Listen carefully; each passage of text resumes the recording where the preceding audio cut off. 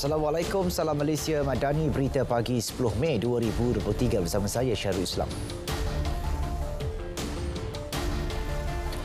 Saudara, 5 agenda diutarakan Perdana Menteri Datuk Seri Anwar Ibrahim kepada Presiden Indonesia Joko Widodo pada pertemuan kedua-dua pemimpin itu semalam sebelum sidang kemuncak ASEAN ke-42 bermula. Pada pertemuan tersebut, Datuk Seri Anwar mengulangi jemputan kepada Presiden Joko Widodo bagi mengadakan lawatan ke Malaysia bulan depan. Dalam pertemuan kira-kira setengah jam itu, Perdana Menteri turut memberi komitmen negara dalam menyokong penganjuran Suruhanjaya Kerjasama Dua Hala ke-17 JCBC dan rundingan tahunan ke-14 yang akan dihoskan Indonesia tahun ini. Malaysia juga sedang melengkapkan prosedur domestik bagi membolehkan perjanjian Border Crossing Agreement BCA dan Border Trade Agreement BTA ditandatangani. Isu pembatasan sempadan maritim dan darat kedua negara turut disentuh dengan Malaysia bersetuju untuk memutamatkan kedua-dua draft Treaty Maritim dan menandatangani MOU Pulau Sebatik dan Sinapat Sesai di sektor Sabah Kalimantan Utara secara pakej tahun depan. Agenda kelima yang dibangkitkan ialah mengenai penekanan untuk kedua negara mematuhi pelaksanaan MOU Common Guidelines. Ia bagi menjaga kemaslahatan dan keselamatan nelayan-nelayan di kawasan yang masih dipertikaikan di Selat Melaka. Terdahulu, Datuk Seri Anwar dan isteri Datuk Seri Wan Azizah Wan Ismail tiba di Labuan Bajo, Indonesia bagi menghadiri sidang kemuncak ASEAN ke-42 dan mesyuarat berkaitan. Selain bertemu Presiden Indonesia Joko Widodo, Perdana Menteri turut dijadualkan mengadakan pertemuan dengan Perdana Menteri Vietnam Pham Minh Chinh, Perdana Menteri Laos Sonexai Siphandone dan Perdana Menteri Timor Leste Taur Matan Ruak. Beliau juga dijadual mengerusikan sidang kemuncak kawasan pertumbuhan ASEAN Timur Brunei Darussalam Indonesia Malaysia Filipina BIMP EAGA dan mengambil bahagian dalam sidang kemuncak pertumbuhan segitiga Indonesia Malaysia Thailand IMT GT. Ketibaan Perdana Menteri disambut Menteri Pengangkutan Indonesia Budi Karya Sumadi. Isu dan konflik yang berlaku di mana-mana negara anggota ASEAN tidak seharusnya menghambat kemajuan ASEAN secara keseluruhan. Menteri Luar Datuk Seri Dr. Zamri Abdul Kadir berkata ASEAN mempunyai potensi besar untuk berkembang maju dalam pelbagai bidang dan mencatatkan pertumbuhan terutama dalam aspek ekonomi. Ia juga selari dengan pandangan Perdana Menteri Datuk Seri Anwar Ibrahim yang mahu melihat rantau ASEAN menjadi contoh dengan negara-negara lain walaupun mempunyai isunya yang tersendiri. Jadi pandangan Malaysia ialah kita tidak mahu diseret terus hingga kita lupa tentang matlamat ASEAN dan potensi ASEAN yang besar yang boleh diteroka secara bersama oleh semua anggota-anggota ASEAN, khususnya dalam konteks kerjasama ekonomi dan merangka pertumbuhan bersama. Tambahnya, pelaksanaan sidang kemuncak kawasan pertumbuhan ASEAN Timur, Brunei Darussalam, Indonesia, Malaysia, Filipina, BIMP, EAGA dan sidang kemuncak segitiga pertumbuhan Indonesia, Malaysia, Thailand, IMT, GT merupakan antara contoh usaha yang dapat memberi manfaat dan keuntungan kepada negara ASEAN terlibat. Waris Sultan Sulu boleh membawa tuntutan ke atas Sabah ke Mahkamah Keadilan Antarabangsa ICJ jika mereka mempunyai bukti dan bukannya melalui rampasan aset atau mencabar kedaulatan. Jelas Menteri di Jabatan Perdana Menteri Undang-Undang dan Reformasi Institusi Datuk Seri Azrina Osman Said, ia adalah melibatkan isu kedaulatan negara.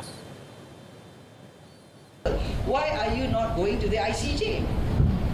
If you're questioning on a territorial matter, it would not be a commercial arbitration platform, would it be? Challenge is in the ICJ. If you claim that you have entitlement, you have proof, you have mapping, you have documents, challenge is that way. We will fight you to the end. Tambahnya lagi, kerajaan akan terus mempertahankan kedaulatan Malaysia serta melaksanakan tindakan undang-undang. Terkini, Waris Sulu cuba merampas 3 hartanah di Paris milik negara selepas gagal dalam cubaan rampas aset di Luxembourg. Satu pasukan petugas task force akan dibentuk Kementerian Komunikasi dan Digital KKD bagi memastikan pelaksanaan rangkaian 5G di bawah Digital Nasional Berhad DNB lancar. Menterinya Fahmi Fadzil berkata DNB disasar untuk mencapai 80% liputan di kawasan berpenduduk menjelang penghujung tahun 2023 dan peralihan kepada model dui rangkaian berjalan lancar pada awal 2024. Task Force akan dipengerusikan secara bersama oleh Ketua Setiausaha Perbendaharaan dan Ketua Setiausaha KKD serta diurussetiakan oleh Suruhanjaya Komunikasi dan Multimedia Malaysia. Selain itu, ia turut dianggotai oleh DNB dan penyedia perkhidmatan Celcom Digi, Maxis Telekom Malaysia, YTL dan U-Mobile serta pihak-pihak lain yang akan ditentukan dari semasa ke semasa. Matlamat utama Task Force untuk memantau rangka kerja dan pelan peralihan kepada model dui rangkaian 5G bagi menjamin keteraturan pelaksanaannya dari aspek perundangan, teknikal dan kewangan. Masalah utiliti dikenal pasti antara faktor yang mengakibatkan 95 projek perumahan swasta di negara ini gagal disiapkan mengikut tempoh yang dirancang. Timbalan Menteri Pembangunan Kerajaan Tempatan Akmal Nasrullah Muhammad Nasir mendedahkan ia dikenal pasti melalui kaedah pengesanan terperinci terhadap data keseluruhan projek perumahan berlesen pada suku pertama tahun ini. Bagaimanapun, beliau menjelaskan 92 projek perumahan swasta projek berjaya dikeluarkan daripada senarai projek sakit dalam tempoh 31 Disember 2022 sehingga 31 Mac lepas. Bagi tempoh tersebut, sebanyak 80 projek perumahan swasta dalam kategori sakit telah berjaya diselesaikan sehingga menerima sijil perakuan siap atau Certificate of Completion and Compliance CCC. 12 projek sakit juga telah dipantau sehingga kembali mengikut jadual pembinaan. Bagi projek kendalian Prima pula, beliau maklumkan 8 projek berjaya disiapkan dan menerima CCC sehingga 30 April lepas. Kementerian Kesihatan akan bekerjasama dengan Kementerian Pendidikan dan agensi lain sebagai persiapan menghadapi fenomena El Nino dan monsun barat daya. Menterinya Dr. Zaliha Mustafa berkata kesiapsiagaan jentera KKM sentiasa berada pada tahap optimum bagi menghadapi sebarang kemungkinan. Itu juga kalau El Nino yang sekarang ni pun kita tengok tentang perubahan haba yang ketara di negara kita. Jadi kita juga bersedia dan kita memang kalau ada mereka-mereka yang berdepan dengan masalah ataupun gejala-gejala yang berkaitan dengan suhu tinggi ini juga kita menggalakkan mereka datang ke hospital berjumpa doktor dan mendapat rawatan yang segera. Walaupun begitu kita juga melakukan macam edukasi kepada rakyat dan kita bekerjasama juga dengan agensi-agensi lain termasuk KPM untuk memastikan kesejahteraan contohnya anak-anak di sekolah apakah cara-cara dan untuk kita menjaga keadaan itu supaya kita tidak berdepan dengan gejala yang lebih buruk daripada kesan-kesan tersebut. Beliau ditemui media pada majlis sambutan Rumah Terbuka Hari Raya Anjuran Persatuan Industri Farmaseutical Malaysia MOPI di Putrajaya. Dalam pada itu, beliau maklumkan KKM dan MOPI akan memperkukuh kerjasama menerusi perkongsian data bagi perkembangan industri farmaseutical tempatan sekaligus memberi perkhidmatan terbaik untuk rakyat. Baik, dalam perkembangan berkaitan, trend suhu panas menjangkau lebih 40 darjah Celsius di Thailand, China dan Asia Selatan yang melibatkan negara-negara pembekal utama produk pertanian negara mampu menjejaskan bekalan rantaian makanan negara. Menterinya Datuk Seri Muhammad Savu menegaskan jalinan kerjasama di peringkat antarabangsa telah bersedia menghadapi sebarang kemungkinan untuk membantu dalam aspek membekal rantaian produk pertanian jika terdapat negara yang terjejas.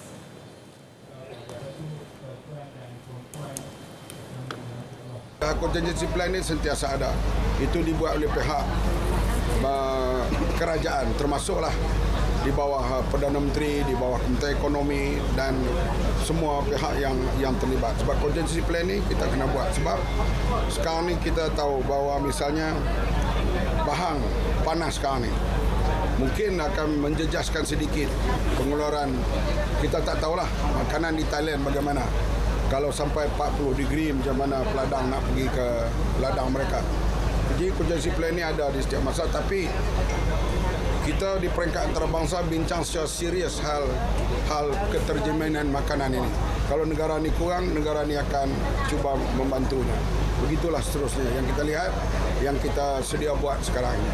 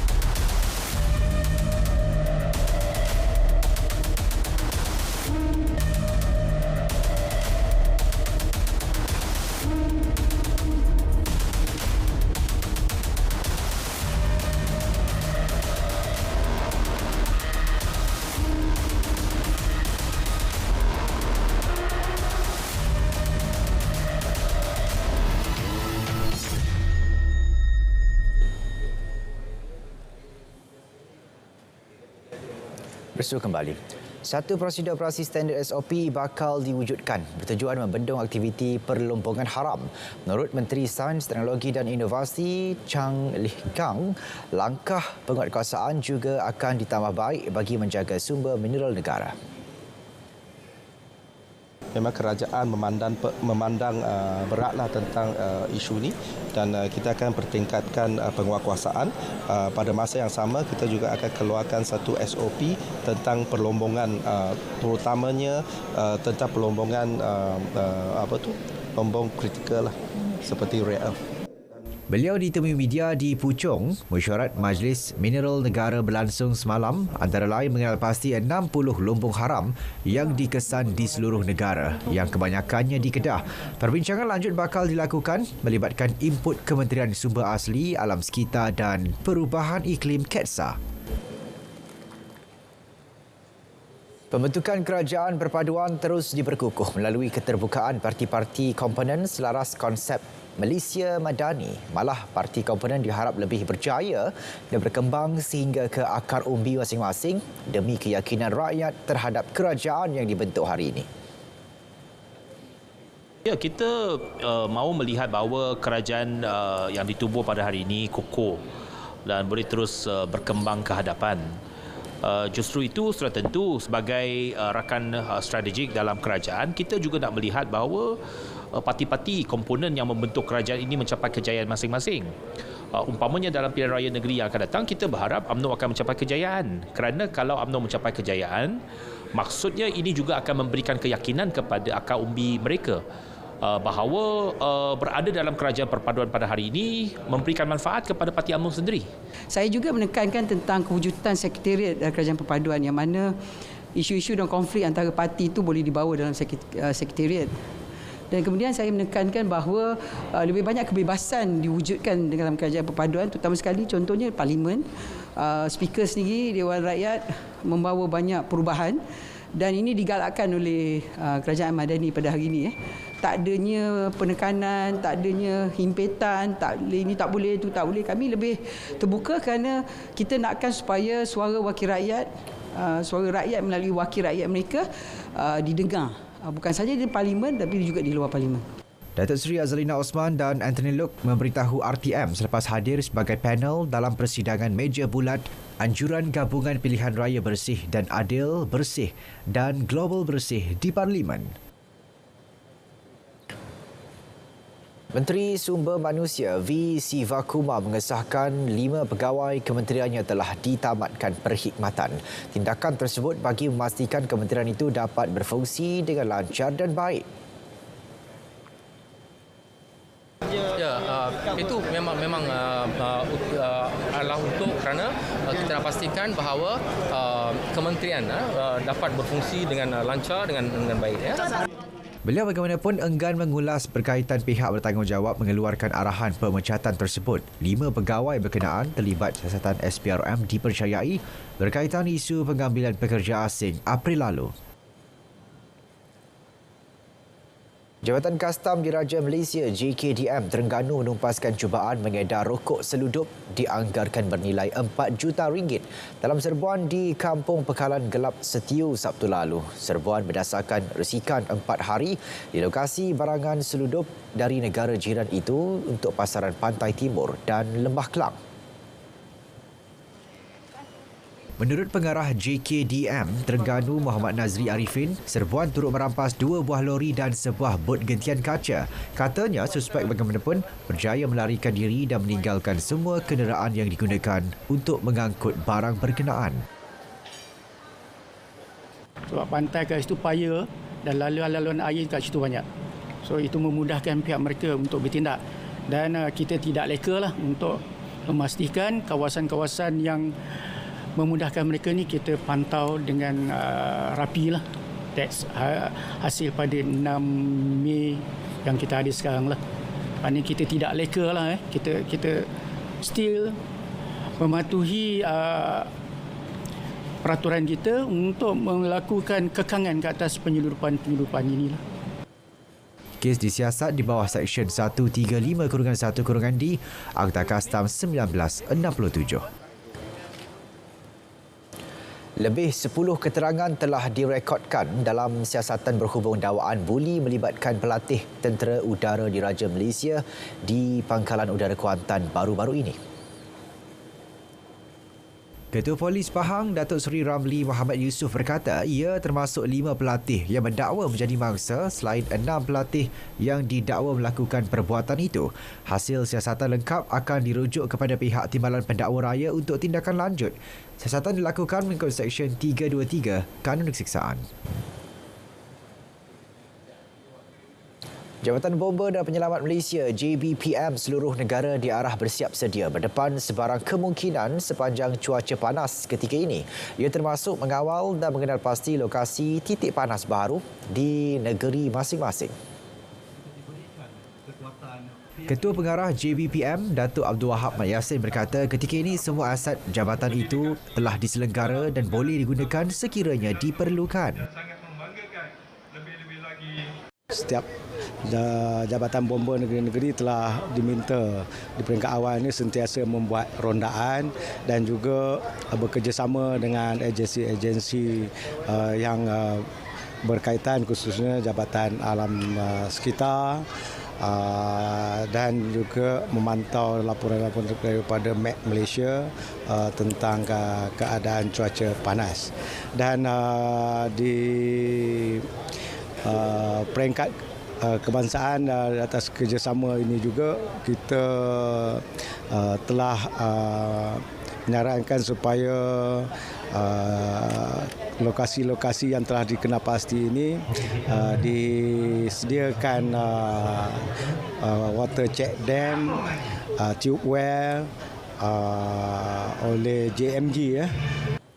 Beliau berkata demikian kepada pemberita pada Majlis Jalinan Mesra Menteri Besar Pahang bersama warga Jabatan Bomba dan Penyelamat Negeri. Monsun Barat Daya dijangka bermula 15 Mei dan berterusan sehingga September ini. Situasi itu akan menyebabkan taburan hujan lebih rendah berlaku di kebanyakan lokasi pada tempoh itu. Ketua Pengarah MET Malaysia Muhammad Helmi Abdullah memaklumkan dalam tempoh monsun barat daya, fenomena jerebu boleh berlaku sekiranya pembakaran terbuka tidak terkawal terutamanya pada Julai hingga September. Oleh itu, pembakaran terbuka harus dielakkan bagi mengurangkan kesan jerebu dan pencemaran alam sekitar. Orang ramai juga disaran menggunakan air secara berkhemah sepanjang tempoh ini. Anda mahu berbayar internet mudah alih pada harga yang murah? Satu lagi inisiatif kerajaan perpaduan di bawah KKD untuk golongan B40, penjimatan 22% dengan harga RM69 sebulan, berkelajuan 30 Mbps bersama data tanpa had. Pakej perpaduan internet semuanya ada untuk anda bermula Mac 2023. Pakej perpaduan internet untuk semua.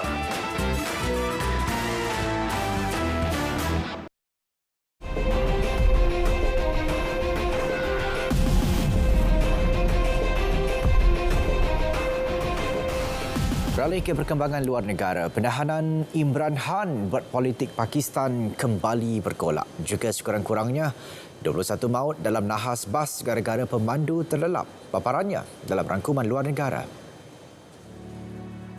Politik Pakistan terus bergolak susulan penahanan bekas Perdana Menteri Imran Khan oleh pasukan tentera. Penahanan dibuat ketika pemimpin itu hadir ke mahkamah di Islamabad bagi perbicaraan berhubung kes rasuah. Saksi memberitahu pasukan separa tentera dan anggota bersenjata dilihat bersama Imran dengan kawalan keselamatan ketat sebelum dibawa menaiki sebuah van. Berita penahanan Imran telah mencetuskan protes di beberapa bandar utama Pakistan. Beberapa pejuang jihad Islam, wanita dan kanak-kanak antara 12 rakyat Palestin yang terkorban dalam keganasan terbaharu rejim Israel. Mangsa maut dalam serangan udara yang menyasarkan kubu Hamas di Gaza dilancarkan kurang seminggu selepas jihad Islam mengumumkan kejahatan senjata di sekitar Gaza yang dicapai dengan bantuan Mesir. Jihad Islam mengesahkan kematian 3 komander kanan kumpulan itu. Angka korban terbaru itu menjadikan jumlah kematian rakyat Palestin meningkat kepada 120 orang sejak awal tahun ini.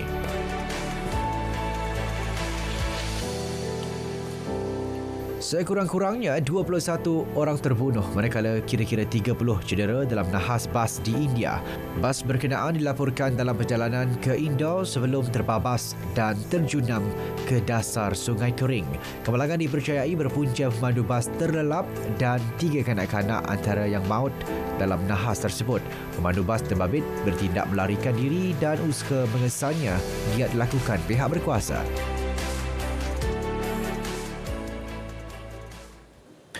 Baik, Pusat Industri Kewangan Moden China, Shanghai terus menjadi pemacu pertumbuhan dan peningkatan ekonomi utama negara itu. Sinonim sebagai pusat ekonomi China yang paling maju, kota metropolis itu juga antara pusat kewangan terkemuka dunia. Keluaran dalam negara kasar, GDP wilayah itu terus melonjak sebanyak 4.47 trilion yuan atau kira-kira 658.29 bilion dolar akhir tahun lalu berbanding 4.32 trilion yuan pada tahun 2021. Shanghai juga pusat perkapalan global penting apabila mengendalikan 47.3 juta kontainer pada tahun 2022, jumlah tertinggi di dunia untuk 13 tahun berturut-turut. Sebanyak 891 syarikat multinasional telah menubuhkan pejabat serantau di kota itu selain 531 pusat R&D pelaburan asing juga dibangunkan. Shanghai pantas dalam membina mekanisme ekonomi yang lebih terbuka dengan jumlah perdagangan melalui pelabuhan melebihi 10 trilion yuan pada tahun 2021. Wilayah itu juga destinasi pelancongan terkenal dunia dan pusat pertukaran budaya antarabangsa dengan rekod pengembaraan pelancong antarabangsa sebanyak 8.93 juta kali pada tahun 2018. Seiring kemajuan dan rancangan masa depan, kawasan Baru Pudong dimajukan sebagai kawasan perintis pemodenan sosial secara tidak langsung bakal menjadi Shanghai kota metropolis sosialistik dengan pengaruh global menjelang 2035.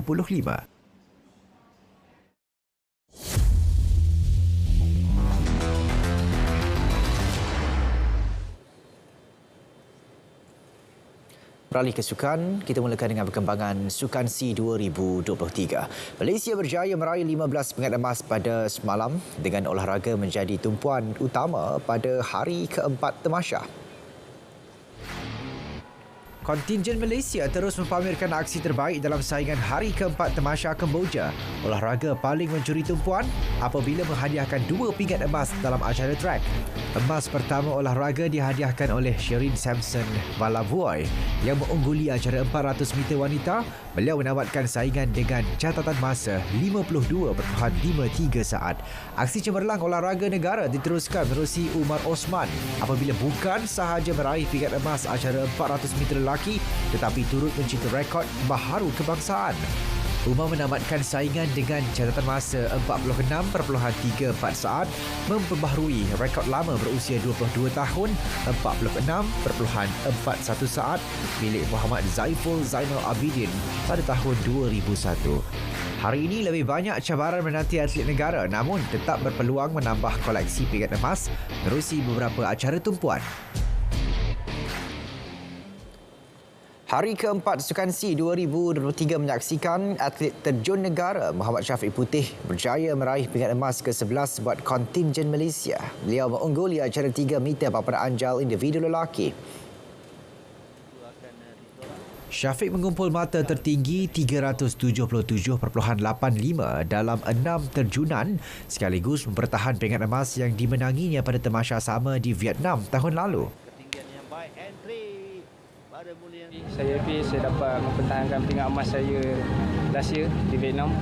So tahun ni saya dapat lagi 1 pingat emas untuk Malaysia dekat SEA Games. So saya nak berterima kasih dekat MAS, OCM, MSN dan juga ISN. Diorang dah pergi bagi komitmen yang terbaik untuk kita orang. Seorang lagi penerjun negara, Gabriel Gilbert Daim, pula meraih pingat perak selepas mengumpul 365.25 mata.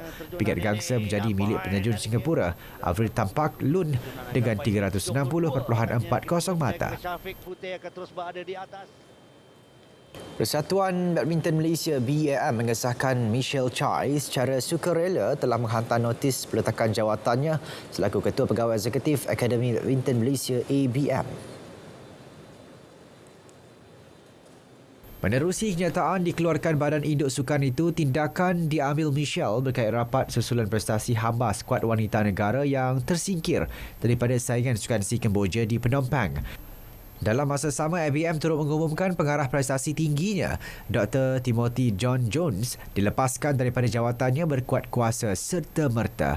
Terdahulu, Michelle akui kekalahan mengejut 0-3 skuad wanita negara menentang Filipina pada aksi suka akhir di Dewan Badminton Morodok Teko Stadium Nasional itu merupakan sesuatu kenyataan yang tidak boleh diterima dan memerlukan jalan penyelesaian barisan pengurusan dan kejurulatihan ABM.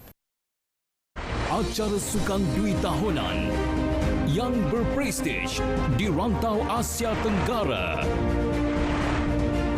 Sukan SEA Kemboja 2023 kali ini dibawakan dari Phnom Penh, Kemboja. Nantikan aksi-aksi perjuangan atlet-atlet negara yang dibawakan untuk anda sepanjang 3 hingga 17 Mei di TVOK dan saluran sukan RTM. Saksikan juga secara penstrima langsung di RTM Click.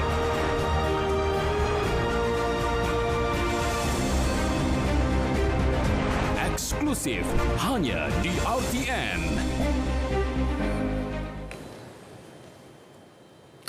Saudara paparan itu tadi mengakhiri Berita Pagi 10 Mei 2023. Ikuti Berita Pagi Sabah dan Berita Pagi Sarawak selepas ini untuk perkembangan berita setempat. Saya Syarul Islam. Assalamualaikum. Salam Malaysia Madani.